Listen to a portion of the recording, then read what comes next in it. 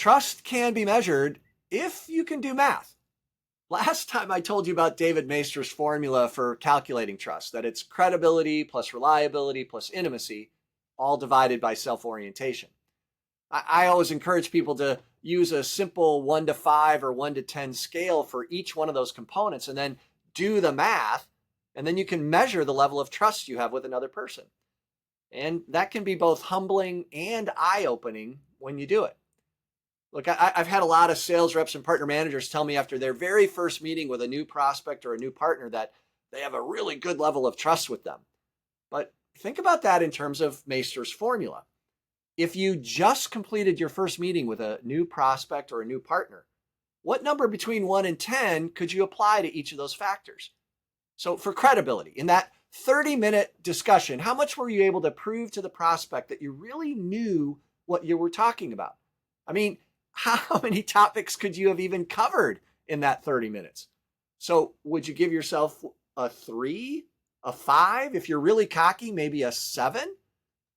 And then there's reliability. In that same 30-minute discussion, could you have really gained anything in terms of reliability? I mean, you just met. It's the first meeting.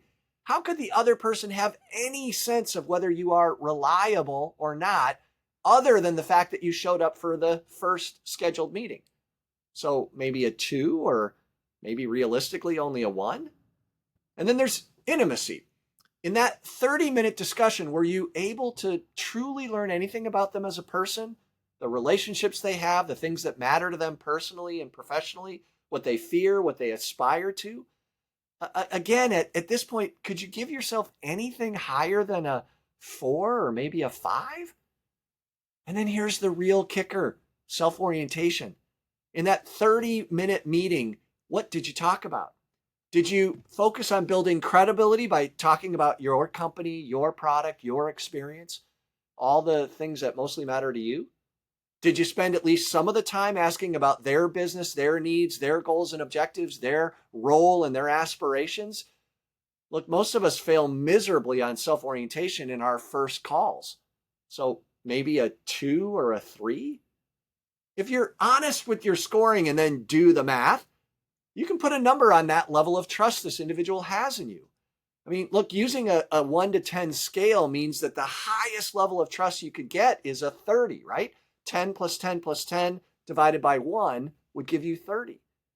And then if we use our initial introductory call as an example, we said a credibility of 5, a reliability of 1, an intimacy of 4, and then we divide that by a self-orientation of 2. That's a trust level of 5 on a scale of 30. Now, that's not a bad start. And the good news is, at least now we have something to compare to as we try and improve that level of trust. In my next post, I'll share how Maister's formula can be leveraged to make sure that the actions you take actually build trust instead of destroy it.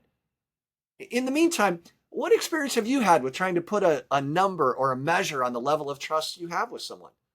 Drop a comment below on what's worked and what hasn't for you.